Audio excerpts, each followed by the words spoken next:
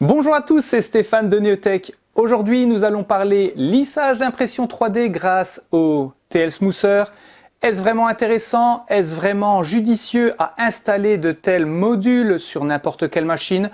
On va prendre un exemple, celui de la Creality CR10. On va voir le résultat et vous ferez la conclusion qu'il faut, mais ce sera bien sûr après le générique.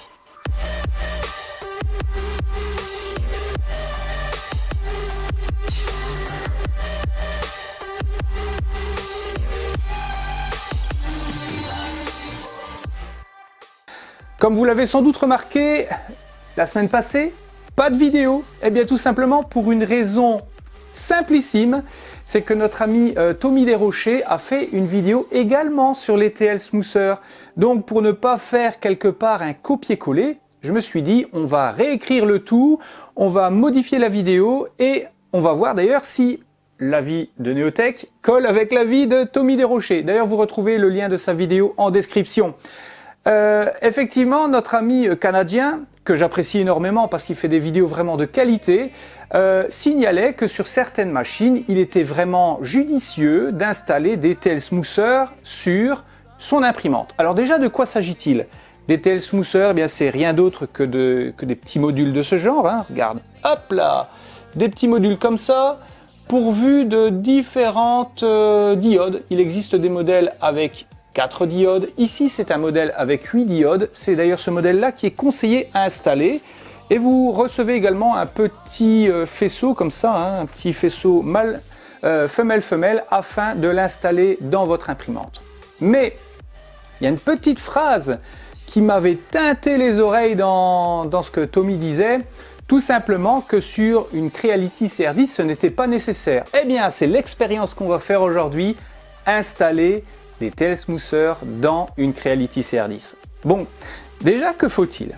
Eh bien, il faut au préalable, je le conseille fortement, ça évite des mauvais contacts et ça permet de bien ranger les TL Smoother dans le boîtier d'alimentation, c'est d'imprimer ce genre de platine. En fait, cette platine, ça prend pas très longtemps à l'imprimer, ça prend quoi, une petite heure à l'imprimer.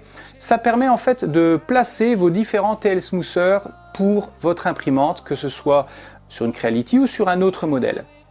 Vous voyez qu'il y a 4 emplacements. Pourquoi? Bien, déjà, les emplacements pour les différents axes d'impression, c'est-à-dire X, Y et Z, et un quatrième éventuellement sur l'extrudeur. Ici, on va faire l'expérience de l'installer uniquement sur les 3 axes d'impression, c'est-à-dire X, Y et Z. On va implémenter cela dans le boîtier d'alimentation de la Creality CR10 et vous allez voir que ce n'est pas bien compliqué. Déjà, que faut-il faire? Déposer l'alimentation. Au préalable, il faut bien sûr enlever le couvercle inférieur. Il faut déposer l'alimentation et trouver une petite place. Je vous conseille fortement également de mettre du double face derrière cette platine que j'ai volontairement raccourci parce que la place elle est un petit peu juste. Donc j'ai raccourci cette platine, j'ai gardé les 3 emplacements qui étaient occupés, le 4e je l'ai coupé tranquillement avec un cutter, c'était super propre, et collé comme ça derrière dans le fond de la boîte, et ça prend pas beaucoup de place. Une fois que c'est installé, vous refermez le tout, ça prend que quelques minutes, hein. En fait ce n'est rien d'autre qu'un pontage hein, que vous faites grâce avec les câbles qui sont fournis, vous mettez les TL Smoother entre deux. Il y a une autre solution, c'est d'installer les TL Smoother directement sur les moteurs. C'est un petit peu moins discret, c'est un petit peu moins propre, mais c'est possible et ça donne le même résultat. Alors, justement, en parlant de résultat, qu'est-ce que j'ai fait pour vous prouver que le résultat est positif ou négatif? Eh bien déjà, je vais vous dire carrément, il n'est ni positif ni négatif. Pourquoi? J'ai réalisé une impression que vous voyez ici en blanc. Une impression, c'est un vase avec des formes assez particulières. Je n'ai pas fait le Benchy, hein, je ne sais pas pourquoi, j'ai jamais fait de Benchy. Voilà, donc je fais des vases, j'aime bien les vases, et c'est comme ça. Et on remarque que c'est une forme particulière. Donc s'il y avait des défauts de peau de saumon, comme on le dit en français, s'il y avait des défauts de peau de saumon, ça se révélerait également sur ce type d'impression. On remarque donc que les stries sont minimalistes sur cette impression, que c'est relativement propre, mais qu'est-ce que ça donne après avoir installé les TL Smoother? Eh bien, on va passer au même print, donc j'ai juste changé de filament pour bien vous prouver que c'est une autre impression. J'ai pris un filament avec les mêmes caractéristiques de température, mêmes caractéristiques d'extrusion, j'en passe et des meilleurs, tout est identique, sauf la couleur, comme vous le voyez, il est bleu. Que remarque-t-on? Tout simplement qu'il n'y a rien. Il n'y a rien qui change.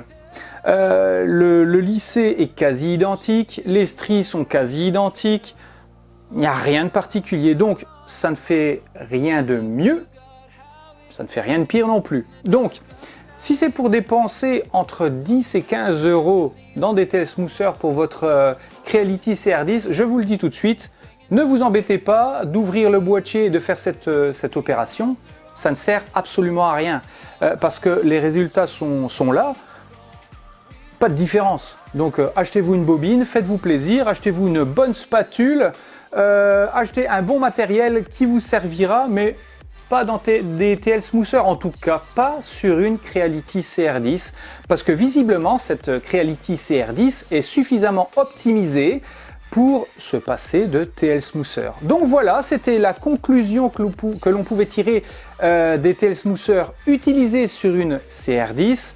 Si cette vidéo t'a plu, n'hésite pas à liker, ça me fera toujours plaisir. Si tu veux me suivre, bien sûr, n'hésite pas à t'abonner et activer la petite cloche. Et évidemment, il y a les différents réseaux sociaux, que ce soit sur Facebook, sur Twitter, sur Instagram et évidemment sur Snapchat. Je poste différents trucs qui peuvent vous intéresser et pas toujours les mêmes, hein. Évidemment, ce serait pas marrant sinon. Donc n'hésite pas à me suivre et sur ce, moi je te souhaite une très bonne journée. À ciao!